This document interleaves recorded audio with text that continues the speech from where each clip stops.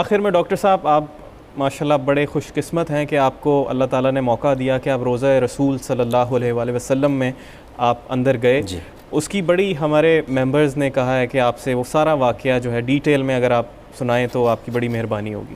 اچھا، یہ ہوا یہ تھا کہ میں نے جب کوئی مسلسل غالباً شاید 33 گھنٹے کی ٹرانسمیشن میں کر پایا تھا.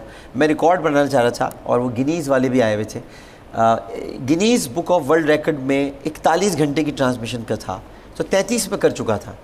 اور میں شاید مزید کرتا، لیکن امجد صابری شہید ہو گئے تھے تو ہم نے وہ ٹرانسمیشن ٹوٹ گئی تھی ہماری. اس زمانے میں کیونکہ مسلسل میں کر رہا تھا تو میں نے پورا واقعہ بتایا تھا، لیکن پھر بھی آپ کا چونکہ سوال ہے اصل ہوا یہ تھا کہ میں شوکت عزیز صاحب کے وفد میں شامل تھا اور ہم لوگ یمن گئے تھے. یمن سے ہمیں سعودی عرب جانا تھا. تو یمن میں وہاں پر جب میں نے یمن کی قومی اسمبلی کے اسپیکر کو قصید بردہ شریف سنایا تو وہ بہت خوش ہوئے. انہوں نے مجھے خنجر، تو وہاں خنجر وہ لوگ ایک نشانی کے طور پہ اڑس کے رکھتے ہیں اپنے ساتھ، تو انہوں نے اپنا خنجر وہ مجھے دیا. تو شوکت عزیز نے مجھے بتایا کہ شوکت عزیز صاحب پوری دنیا گھوم چکے ہیں اور کئی جگہوں پر انہوں نے ان کا معاشی نظام درست کیا ہے کہ ممالک کا. تو مجھ سے کہنے لگے کہ تمہیں پتہ نہیں ہے یہ انہوں نے تمہیں بہت بڑا تحفہ دیا ہے. اچھا ٹھیک ہے چلو. میں کہنے لگے مجھے لگتا ہے تمہیں بڑے طائف ملیں گے ابھی. اور ہم لوگ پھر سعودی عرب چلے گئے. سعودی عرب میں شاہ عبداللہ بن عبدالعزیز رحمہ اللہ، اللہ تعالیٰ ان کی مغفرت فرمائے، سعودی کنگ تھے اور بہت اچھے انسان تھے. میں پرسنلی ملا ہوں تو میں جانتا ہوں. اسی طرح شہزادہ سلطان، دونوں سے میری ملاقات ہے. تو ہم ان کے پاس گئے تو ان کا بڑا فارم ہاؤس ہے. اچھا، اس فارم ہاؤس میں یا تو مشرف صاحب جاتے تھے یا شوکت عزیز، یہ ان کی پرسنل دوستی تھی. تو فارم ہاؤس تو شوکت عزیز صاحب مجھے بھی لے گئے ساتھ، ایک دو منسٹر اور تھے. تو وہاں پر بہت دور دور بیٹھے ہوتے ہیں لوگ، بادشاہ بہت دور ہوتا ہے اور بہت دور سیٹنگ ہوتی ہے. میں نے وہیں سے یہ شوکت صاحب سے کہا بادشاہ سلامت سے کہیں کہ ہمارے لیے خانہ کعبہ کا دروازہ کھول دیں، خانہ کعبہ کا.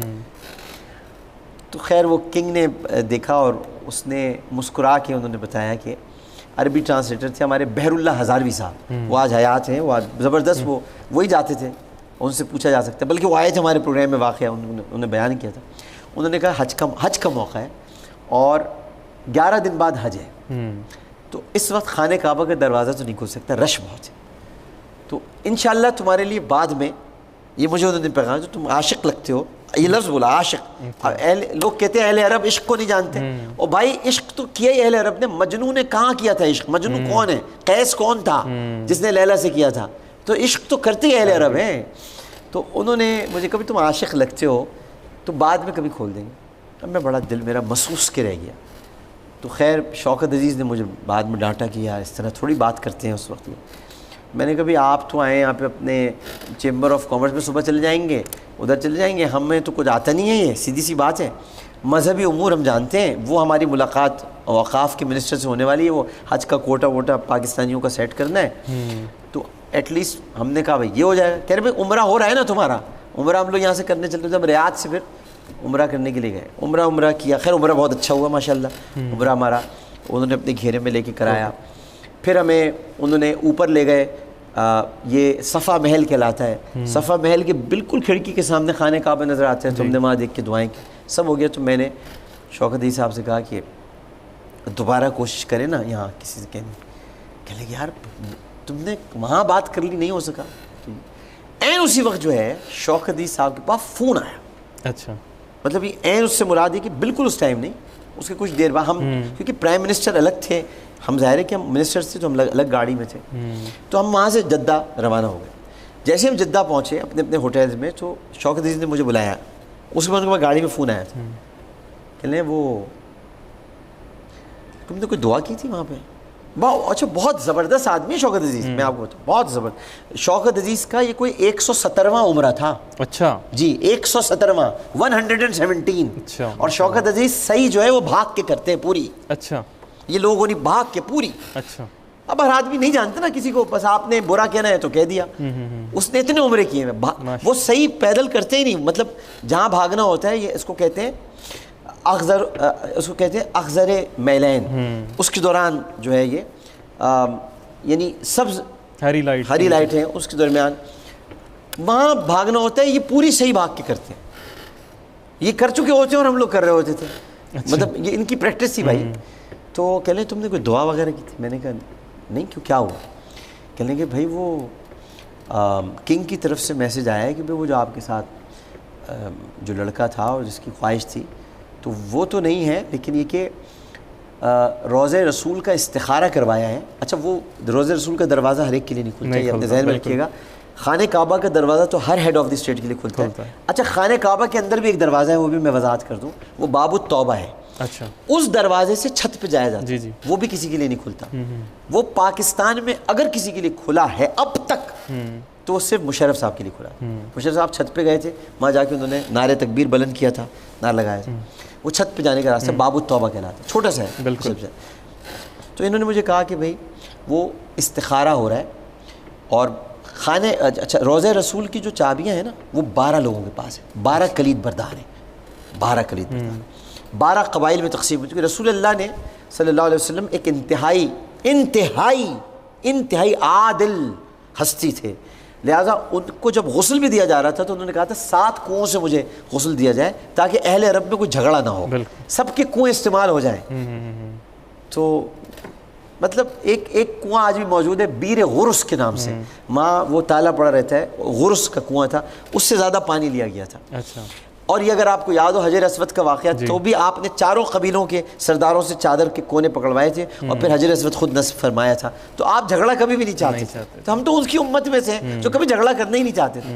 تو آپ نے فرمایا کہ بھئی یہ سب. اسی طرح آپ کے روضے کی جو چابیاں ہیں کلید، جس کو کلید بردار جو کہا جاتا ہے، فاروق اعظم رضی اللہ تعالیٰ عنہ کے زمانے میں اس کو ایک باقاعدہ شکل دی گئی تھی.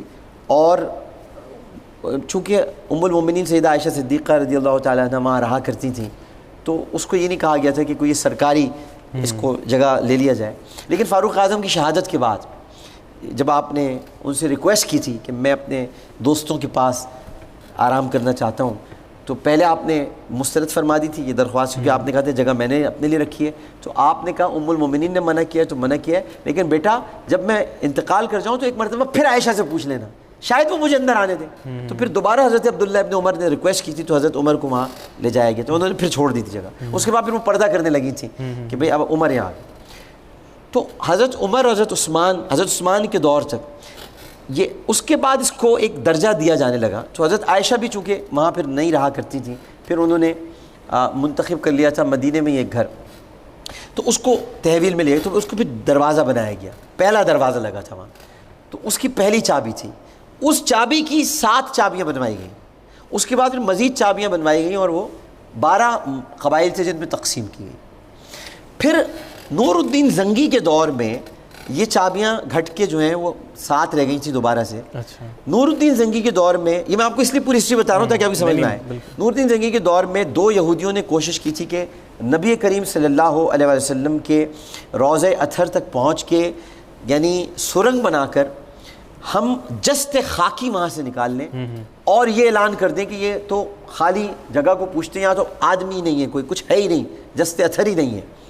نور الدین زنگی کے خواب میں نبی کریم صلی اللہ علیہ وسلم تشریف لائے، حلیہ بتایا، یہودیوں کی شکل بتائی، مکان بتایا پورا کہ یہ یہاں ہوں گے. انہوں نے پکڑ کے ان کو تو خیر قتل کرایا اور بعد میں اس پوری جگہ کو سیسا پلوا دیا. اتنا سیسا پلوایا زمین کے اندر تک، سلطان نور الدین زنگی اللہ تعالیٰ ان پر رحمتوں کی بارش کرے، اتنا سیسا پلوایا کہ اب کوئی وہاں جا ہی نہیں سکتا. اب سیسا پلائی ہوئی دیوار ہے چاروں طرف.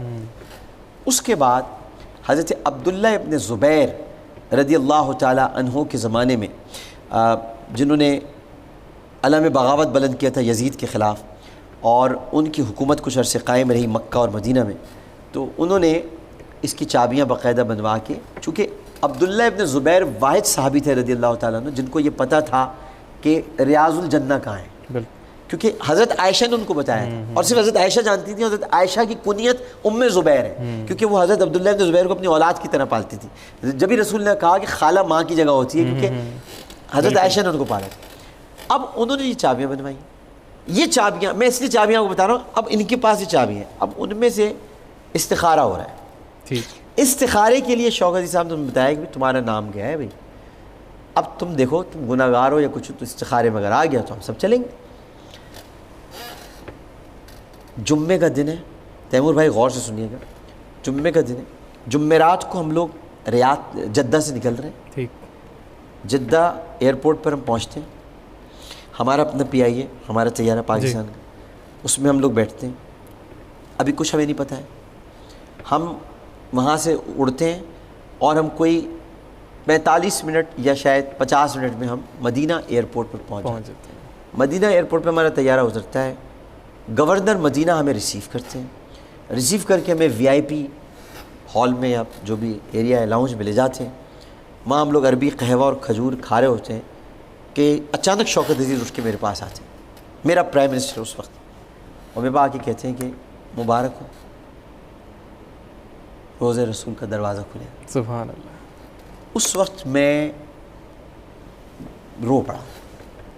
مطلب میں ابھی بھی اس کو ابھی یاد کر کے مجھے رونا ہے. میں اس وقت جب انہوں نے مجھے کہا تو میں رو پڑا. تو میں نے کہا کہ آپ مذاق تو نہیں, میں مذاق نہیں کر رہا, مجھے گورنر مدینہ نے کہا ہے. تو میں نے کہا بہت رش ہوگا کیونکہ حج میں اب 4 دن باقی بچے تھے, 4 یا 5 دن. ٹھیک ہے, ہم چونکہ وہ ریاض ویاد بھی رہے تو کہ لیں نہیں بس آج. اچھا جب 4-5 دن رہتے ہیں نا تو جو حاجی ان کو پتہ ہے آخری قافلہ جا رہا ہوتا ہے مدینے سے مکے کی طرف, آخری کچھ دن یہ 4 دنوں کے اندر نکلنا ہوتا ہے کیونکہ پھر یوم الترویہ آ جاتا ہے. تو اور جمعے کا مطلب یہ ہے کہ مسجد نبوی میں تل دھرنے کی جگہ نہیں. بالکل ٹھیک ہے. اور اب جانے والے, اور جب ہم وہاں سے میں نے کہا کہ مگر میں تو ایسے نہیں جا سکتا, مطلب میں تو ایسے نہیں جا سکتا. یعنی کیوں کہ نہیں میں کپڑے بدلوں گا. میں نے کہا میں خریدوں گا کپڑے نئے. تو انہوں نے کہا یار اب یہ مت کرو, تم یہاں سے سیدھے جانا ہے, تمہارے بیگ میں کیا کیا ہے. میں نے کہا امی نے مجھے ایک جوڑا دلایا تھا جب وہ حیات تھیں. تو ظاہر ہے کہ امی کا میری 2005 میں انتقال ہو گیا تھا. تو میری والدہ نے مجھے جوڑا دلایا تھا, تو وہ میں اتفاق سے وائٹ کپڑے میں لے کے آیا تھا, وائٹ کلر کا تھا وہ. تو میں نے کہا میں وہ دھلا ہوا ہے بالکل, مطلب میں ویسے بھی کپڑے گندے نہیں تھے. میں نے کہا نہیں مگر میں وہ پہنوں گا. اب میری یہ ساری چیزیں نا, شوکت عزیز بھی دیکھ رہے تھے, شیرپاؤ صاحب تھے موجود, خسرو بختیار تھے, بہت سارے ہمارے وزراء تھے, خیال سے رضا حیات حراج بھی تھے, بہت سارے لوگ تھے. وہ دیکھ رہے تھے. تو خیر اس کے بعد میں نے اپنے کپڑے بدلے, فوراً وضو کیا, تیار ہو, خوشبو لگائی, اور میں نے کہا یہاں سے ہم اب میں نے کہا چلیں اٹھے. میں نے کہا چل رہے ہیں. اب جیسے جیسے ہم جا رہے تھے, اچھا میں ایک تو پہلی بار مدینہ ایئرپورٹ پہ اترا تھا, فرسٹ ٹائم. اس سے پہلے میں نے مدینہ ایئرپورٹ ہی نہیں دیکھا تھا. تو مدینہ ایئرپورٹ پہ اترا تھا, اور اس کے بعد ہم اچھا مدینہ ایئرپورٹ سے مسجد نبوی 15 سے 16 منٹ کا راستہ ہے. ٹھیک, جیسے ہی مسجد نبوی پہنچی تو ہماری گاڑیاں اندر کی طرف چلنے, میں نے گاڑیاں اندر داخل ہو گئی جنت البقیع کی طرف سے. اچھا ٹھیک ہے. جیسے داخل ہونے لگی تو پرائم منسٹر کی گاڑی آگے بڑھ گئی. ہم جس گاڑی میں تھے, میں نے اپنی رکوا لی گاڑی. تو انہوں نے کہا کیوں؟ میں نے کہا نہیں روکیں, گاڑی نہیں اندر لے کے جائیں. ٹھیک ہے نہیں وہ اندر تک تو جانے میں نہیں روک دیں, آ رہے ہیں. میرے ساتھ 3-4 منسٹر اور تھے اس گاڑی میں. خیر میں اتر, ہم لوگ پیدل آئے تھے. تو شوکت صاحب ہمارے انتظار کر رہے تھے وہاں. تو خیر وہ آئے, وہاں اندر گئے. تو انہوں نے کہا بس اندر چلتے ہیں, انتظار کرتے. خیر انہوں نے مجھے تھوڑا سا کہا کہ ایسے نہیں کرتے ہیں, ڈانٹا واٹا. انہوں نے کہ بھائی, میں نے کہا نہیں آپ جا سکتے, ہم گاڑی نہیں لے کے جا سکتے اندر. ٹھیک ہے نا, تھوڑا دور ہی رکنا ہے. اترتے ہوئے گئے. اس کے بعد جیسے ہم لوگ اندر پہنچے تو وہ پاکستانی وہاں بہت نعرے لگانے شروع کر دیے, شوکت عزیز زندہ باد, پاکستان زندہ باد, پاکستان زندہ باد, بڑے نعرے لگائے پاکستان زندہ باد. یہ باہر کی بات ہے. اچھا باہر نعرے لگانے میں جو لوگ کہتے ہیں نا لا ترفعوا اصواتکم فوق صوت النبی, یہ اندر کی بات ہے, یعنی روضہ رسول کی جالیوں کے سامنے. یہ باہر کی بات میں ہوتا ہے, باہر کی. تو انہوں نے نعرے والے لگائے. اس کے بعد ہمیں وہ باب جبرائیل سے اندر, باب جبرائیل سے آپ جائیں, یوں سمجھ لیں یہ رہا باب جبرائیل جی, اور یہاں سے آپ کو یہاں مڑنا ہوتا ہے. بالکل. تو یہاں ریڈ کلر کے کارپٹ بچھے, ٹھیک, یہاں آپ بیٹھ گئے, اور ادھر ہی جالیاں ہیں سبز رنگ کی. اب مجھے تو پتہ ہی نہیں تھا کہ یہاں سے جاتے ہیں. اچھا, میں سمجھتا تھا وہ سنہری جالیوں سے جاتے ہیں شاید معاذ شریف کے سامنے. بالکل. مجھے بھی تو نہیں پتہ تھا. وہاں میں بیٹھ گیا, روئے جا رہے ہیں, حالت عجیب ہے. تھوڑی دیر بعد ایک شخصیت ایسی آئی جو تھے تو حبشی, لیکن بہت حسین شخصیت تھے. مطلب ان کے چہرے کا جلال اور ان کی آنکھوں میں چمک اور ان کے چہرے کا نور یہ کہہ رہا تھا کہ کوئی معمولی آدمی نہیں ہے. تو مجھے بحر اللہ ہزاروی نے بتایا کہ یہ صاحب جو ہیں یہ صحرا میں رہتے ہیں اور ان کا تعلق قبیلہ خزرج سے ہے یا اوس سے تھا. یہ ان کلید برداروں میں سے ایک کلید بردار ہے. اچھا. اور چابی لے کے آئیں گے اور دروازہ کھلے گا. لیکن آپ ہم لوگ پہلے نماز ظہر کی پڑھیں گے, یعنی جمعے کی نماز ہوئی, ہم نے نماز ادا کی, اس کے بعد دعا ہوئی, نمازی نکلنے لگے. اب ہم بے چین ہیں, ظاہر اس وقت پڑھنے کے لیے درود شریف کے سوا بھرپور عبادت اور کوئی نہیں تھی. جتنے درود تھے, جتنے امی نے سکھائے تھے, جتنے بچپن میں پڑھے تھے, جتنے یاد تھے, وہ سارے درود ہم پڑھتے رہے اور بس انتظار کرتے رہے. بار بار کنڈی پہ نگاہ پڑتی تھی جس پہ لکھا تھا قصیدہ بردہ شریف کا. میں قصیدہ بردہ شریف کا آپ کو اس لیے میں نے کہا, میں نے یمن میں پڑھا تھا قصیدہ بردہ شریف. بالکل. اب میں آپ کو اس سے یہ کنٹینیوٹی ملا رہا ہوں. تو اس پہ لکھا تھا هو الحبیب الذی ترجى شفاعته لكل حول من الاحوال مقتحم. یہ قصیدہ بردہ شریف کے شعر میں یمن میں پڑھ چکا تھا اور یہی قصیدہ بردہ شریف کا شعر مجھے کنڈی پہ لکھا ہوا نظر آیا. تو وہ آئے, انہیں دروازہ کھول. اب جب دروازہ کھل گیا تو اب اندر جانے کی ہمت نہیں ہو رہی. میرے خیال ہے کہ پاؤں جو ہے وہ کئی من بھاری ہو گئے تھے. تو انہوں نے شوکت صاحب کا نام لیا, میرا نام لیا. میں استخارے میں, تو شوکت صاحب پرائم منسٹر سے پہلے اندر گئے, ان کے پیچھے میں گیا اور انہوں نے میرا ہاتھ تھام لیا تھا. اور اس آدمی کے چہرے کا رنگ بھی متغیر تھا, ہمارا بھی تھا. ہم کانپتے کانپتے آگے بڑھ رہے تھے. ہمیں اندر لے جانے والا بتا رہا تھا یہ فلاں زوجہ مطہرہ کا یہ گوشہ ہے, یہ فلاں زوجہ مطہرہ کا گوشہ ہے, یہ فلاں زوجہ مطہرہ کا گوشہ ہے. اور پھر ہم تھوڑا سا لیفٹ کو ٹرن ہوئے, پھر تھوڑا سا رائٹ کو ٹرن ہوئے, پھر تھوڑا سا لیفٹ آتا ہے اور پھر اس کے بعد رائٹ مڑتے ہیں. تو ایک تصویر جو بہت سارے لوگ لگاتے ہیں, جو کہ غلط لگاتے ہیں اور یہ کہتے ہیں کہ شاید یہ قبر رسول یا تربت رسول. ایک تو یہ قبر اور تربت کا لفظ استعمال نہیں کرنا چاہیے. امام مالک کہتے ہیں کہ جب بھی روضہ رسول پہ جاؤ, یہ قوم میں رسول کی زیارت کے لیے گیا تھا. قبر اور تربت ان کی ہوتی ہے جو مردہ ہوتی ہے, بالکل, جو زندہ ہوتے ہیں ان کی قبر نہیں ہوتی. تو وہاں پر تصویر شیئر کی جاتی ہے. وہ ایکچولی حضرت فاطمہ کا گھر ہے وہ. اچھا. اور وہ حضرت فاطمہ کی جہیز کا سامان ہے اور ان کے گھر کا سامان ہے. اس پہ جو امامہ رکھا ہوا ہے وہ مولا علی کا ہے. تو لوگ سمجھتے ہیں کہ یہ شاید یہ نہیں ہے, کیونکہ نبی کی تو آپ دیکھ ہی نہیں سکتے وہ مقام, کیونکہ ادھر سب جگہ پہ بند ہے, وہ دیوار ہے, اس پہ غلاف چڑھا ہوا ہے گرین کلر کا. ٹھیک ہے. تو وہ ہمیں اندر لے کے وہ موڑ کے اس نے جو صاحب تھے وہ آئے اور انہوں نے کھڑا کر دیا, کہا سلام پڑھو. عربی مسئلے کا انہوں نے کہا سلام.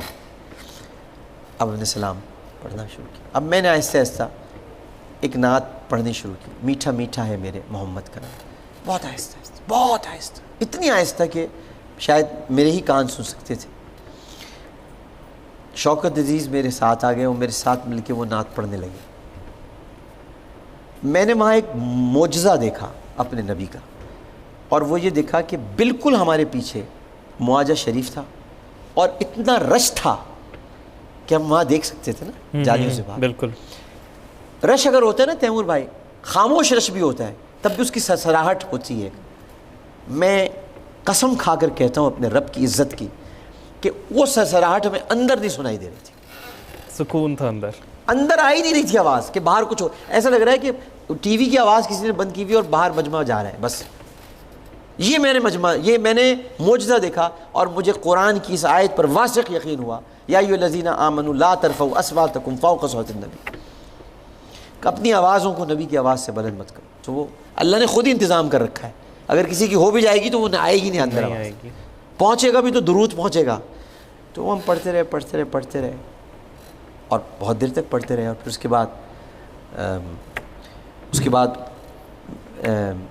وہاں پر ایک گوشہ ہے جو خالی تھا, اور میں نے چونکہ پڑھ رکھا تھا تو مجھے خالی گوشہ معلوم تھا کہ وہ خالی گوشہ نہیں ہے, یہاں حضرت عیسیٰ علیہ السلام کی قبر بنے گی. تو میں نے وہاں کھڑے ہو کے حضرت عیسیٰ علیہ السلام کی ممکنہ قبر کے سامنے یہ کہا کہ اے مسیح اللہ آپ نے آنا ہے رسول کے امتی کی حیثیت سے. تو مجھے تبا بادشاہ یاد آ رہا ہے اس وقت. تبا یمن کا ایک بادشاہ تھا اور اس نے گھر کی چابیاں اپنے غلام کو دے کر کہا تھا کہ میں نے محمد صلی اللہ علیہ وسلم کا زمانہ تو نہیں پایا اور مجھے لگتا نہیں کہ میں ان کا زمانہ پاؤں، لیکن اگر وہ تمہیں یا تمہاری نسل میں کبھی آ جائیں تو ان سے کہنا کہ تبا بادشاہ نے اپنی طرف سے ایک گھر ان کو دیا ہے، تو وہ آئیں تو اسی میں قیام کریں. اور تبا بادشاہ کی نسل در نسل ہوتے ہوئے وہ گھر حضرت ابو ایوب انصاری کے پاس آیا تھا. تو رسول اللہ نے حضرت ابو ایوب انصاری کے گھر میں قیام نہیں کیا تھا، وہ ان کا اپنا گھر تھا جو تبا بادشاہ ان کو دے کے گیا تھا. تو یہ غلط ہے کہ وہ حضرت ابو ایوب انصاری کا گھر تھا، وہ رسول کا ہی گھر تھا. تو وہاں میں نے کہا کہ میں تبا بادشاہ کی طرح آپ سے ریکویسٹ کرتا ہوں، درخواست کرتا ہوں، میں نے آپ کا زمانہ نہیں پانا، لہٰذا میں چونکہ آپ کی اس ممکنہ مقام کو قبر سمجھتا ہوں تو آپ میری اس رسول سے سفارش ضرور کر دیجیے گا اور یہ سفارش کر دیجیے گا کہ میں بخش دیا جاؤں. یہ میں نے حضرت عیسیٰ کو مخاطب کر کے پھر میں نے سیدنا فاروق اعظم اور سیدنا ابو بکر صدیق رضی اللہ تعالیٰ عنہ کو مخاطب کر کے، غلطیاں انسان سے ہوتی ہیں، میں نے کہا کہ فاروق اعظم یا حضرت ابو بکر سے اگر آپ کی شان میں کبھی مجھ سے کوئی غلطی گستاخی ہو تو آپ تو معاف کرنے والے لوگوں میں سے، تو مجھے ضرور معاف کر دیجیے گا. وہ مجھے یقین ہے کہ آپ مجھے معاف کر دیں گے. تو ایک دل کو اس وقت اطمینان ہوا اور ایسے آواز آئی کہ جاؤ مجھے تمہیں معاف کیا، تم ہمارے اپنے ہو. تو ادھر سلام پیش کیا، پھر رسول اللہ کے پاس آ کے بہت دیر تک بہت سلام، بہت کافی روتا رہا میں بہت دیر تک. اب اس بات پر روتا رہا کہ مجھ میں ایسی کیا خاص بات ہے کہ میں اندر آ گیا. اس بات پہ میں بہت رویا. تو میں جب بہت رو رہا تھا یا مجھے بہت رونا آ رہا تھا اس وقت، تو وہ آدمی جو آیا تھا خزرج کا، اس نے مجھے گلے سے لگایا، اس نے کہا کہ تم عاشق ہو. اس نے کہا ہاذا عاشق. اس نے مجھے کہا، اچھا اس نے اس کو کہا بہر ہزاروی صاحب. تو بہت دیر تک بس یہ رونا چلتا رہا. اس کے بعد پھر میں نے اپنے وہ جو کپڑے تھے نا اس میں نے لوٹ لگا لی اس میں. اچھا میں نے کہا اس کی ساری مٹی لگ جائے، کیونکہ وہاں صفائی اس لیے نہیں ہوتی کہ وہاں صفائی کی ضرورت نہیں، وہ خود ہی صفائی رہتی ہے، فرشتے کرتے ہیں وہاں صفائی. تو وہ کپڑے، وہ موزے، کیونکہ میں ننگے پیر نہیں گیا تھا وہاں، اچھا میرے ہاتھ صرف ننگے تھے، باقی میں نے ہر چیز ڈھانکی ہوئی تھی اپنی. میں نہیں سمجھتا تھا میری کوئی اسکن اس قابل ہے کہ وہ اس جگہ جا سکے. تو وہ موزے، وہ کپڑے، وہ مٹی، وہ سب آج میرے پاس محفوظ ہے، رکھی ہے. میں نے وصیت بھی کی ہوئی ہے کہ میں جب مر جاؤں تو میرے کفن کے ساتھ یہ چیزیں رکھ دیں. اور بھی میرے پاس چیزیں ہیں، کچھ نبی کریم صاحب کی زلفیں ہیں، منہ مبارک ہے، تو یہ رکھ دیں میرے ساتھ. تو اس کے بعد ہمارے 45 منٹ ہمیں دیے گئے تھے. ہماری عشق دیکھ کر اس نے ٹائم ہمارا بڑھا دیا. ہمارے شوکت صاحب پھر ایک ایک کر کے سب جاتے رہے، پھر میں اور شوکت صاحب رہ گئے تھے. پھر شوکت صاحب نے میرا بازو دبایا اور کہا چلو. کیا مطلب چلو، مطلب ان سے بھی برداشت نہیں ہوا. سچی بات، میں کیوں جھوٹ بولوں؟ اس مقام پہ تو ریاکاری تو چل ہی نہیں سکتی. سب لکھا جا رہا ہے، یہ تو لکھ رہے ہیں جو یہاں بیٹھے ہوئے، یہ دونوں تو جو بیٹھے ہوئے. پرائیویسی نہیں ہے انسان کی، انسان کی کوئی پرائیویسی، انسان سمجھتا ہے پرائیویسی اس کی کوئی نہیں. 2 فرشتے اس کے ساتھ ہر وقت ہیں اور اللہ اسے دیکھ رہا ہے، پرائیویسی ہے ہی نہیں. بالکل. تو انہوں نے میرا ہاتھ دبایا، نکلا، میں جا ہی نہیں رہا تھا باہر واپس. تو خیر میں نکلا باہر نکل کے میں تیمور بھائی گھنٹوں تک روتا رہا. پھر یہاں تک کہ عصر کی اذان ہو گئی. اور اس کے بعد پھر وہاں پر مسجد نبوی میں ہمیں چونکہ نکلنا تھا اور عصر کچھ دیر بعد کھڑی ہوتی ہے، تو انہوں نے ہم سے کہا کہ آپ میں کوئی ہے جو نماز قائم کرا دے. تو آپ لوگ، تو میں نے قصر، مطلب یہ عصر کی جو قصر ہے، ظاہر 4 رکعت ہوتی ہیں تو 2 رکعت، تو اس کی امامت میں نے وہاں کرائی تھی. مسجد نبوی میں نے نماز پڑھائی تھی. اس کے بعد ہم سب لوگ چلے گئے تھے. تو بس یہ ایک حضوری تھی، ایک حاضری تھی. اور مطلب یہ کہ یہ ایک ناقابل فرام، مطلب مجھے اب دنیا میں کوئی عہدہ یا کوئی مقام کی تمنا نہیں رہی. جب نبی نے اپنے گھر، دیکھیں نبی کعبے میں، تو کعبہ اللہ کا گھر ہے. ایک بات یاد رکھیے گا، اللہ کا گھر پرائیویسی نہیں ہوتی. اللہ کا مطلب یہ ہے کہ وہ گناہگار کو بھی بلا کے توبہ کا دروازہ اس پہ کھول سکتا ہے، مشرک کو بھی بلا کے اس کو ایمان کی دولت سے مالا مال کر سکتا ہے. اور کسی کافر کو بھی بلا کے اللہ تعالیٰ اپنے دربار. لیکن رسول کا گھر پرائیویٹ جگہ ہے, نبی کا گھر وہ مقام ہے. کعبہ تو ناپاک تھا اس لحاظ سے, میں ناپاک نہیں کہہ رہا, ناپاک اس لحاظ سے تھا وہاں بت تھے تو رسول نے سارے بت توڑ دیے. کعبے میں ابو جہل کے ناپاک قدم بھی گئے, ابو لہب کے ناپاک قدم بھی گئے, لیکن نبی کے گھر میں کبھی کسی ناپاک کے قدم ہی نہیں آئے ہی نہیں. تو یہ اس لحاظ سے افضل ہے. اور مدینہ اور مکے میں جب بھی افضلیت کی بات ہوتی تو ہمارے بزرگ کہتے ہیں نہ مکے کو فضیلت حاصل ہے نہ مدینے کو. فضیلت اسی مقام کو حاصل ہے جہاں رسول ہے. بالکل سے. مکہ اس وقت افضل تھا جب رسول تھے, مدینہ اس وقت افضل تھا جب رسول ہیں, اور رسول جب تک مدینے میں ہیں مدینہ مکے سے افضل ہے. لا اقسم بہذا البلد انت حلنی بہذا البلد. اللہ تعالیٰ نے اس جگہ کی قسم کھائی ہے جہاں رسول چلا پھرتے, تو وہ مکی کی قسم کھائی. تو اس لیے میں یہ کہتا ہوں کہ نبی کا گھر جو ہے نا وہ ہر ایک کے لیے نہیں کھل سکتا. بالکل سے. اس کے لیے, اور پھر وہ نبی کا گھر بھی نہیں تھا, ٹیکنیکلی وہ حضرت عائشہ کا گھر تھا. اور ام المومنین کا حجرہ, حضرت عائشہ کے حجرے میں آپ چلے جائیں, یعنی حضرت عائشہ کی جگہ پہ آپ چلے جائیں, مطلب حضرت عائشہ نے آپ کو بلا لیا. سبحان اللہ. آپ تھوڑی دیر کے سوچیں کہ مطلب حضرت عائشہ بلا رہی ہیں آپ کو, یعنی وہ عورت جس کا پردہ دنیا کا عظیم پردہ ہے, جو حجر اسود کو بوسہ اس لیے دینے نہیں جاتی کہ وہاں بہت رش ہے, جس کے لیے اللہ تعالیٰ نے 10 آیات برات نازل کی ہوں, اس کے حجرے میں آپ داخل ہو جائیں اور وہاں جا کر آپ صلاۃ والسلام. میرا خیال ہے یہ زندگی کا ایک ایسا واقعہ ہے جو کبھی میں شاید یہی میری شاید میرے گناہوں میں کمی کا سبب, یہ میں بخشش کی تو بات نہیں کرتا کیونکہ اللہ تعالیٰ نے مومن کو امید اور خوف کے درمیان رہنے کو کہا ہے. تو میں یہ نہیں کہوں گا کبھی کہ میری بخشش ہو جائے گی, امید رکھوں گا کہ اللہ میری بخشش کر دے گا, اور خوف یہ رکھوں گا کہ اللہ تعالیٰ میری بخشش نہیں کرے گا. مجھے حضرت عمر فاروق کی راستے پہ چلنے میں بڑا مزہ آتا ہے کہ وہ کہتے تھے کہ میں ڈرتا ہوں اس شخص سے کہ جو آخر میں رہ جائے جہنم میں جانے سے, کہ کہیں وہ عمر نہ ہو. حالانکہ آپ تو اشر مبشرہ ہیں, آپ تو سب کچھ, تو بس یہ ایک واقعہ ہے, اس طرح سے یہ پیش آیا تھا. تو اسی خوبصورت نوٹ پہ اس پروگرام کا ہم اختتام کرتے ہیں. ڈاکٹر صاحب بہت شکریہ, آپ نے ہمارے لیے ٹائم نکالا, بہت شکریہ. بہت شکریہ. تو یہ تھے ڈاکٹر عامر لیاقت حسین.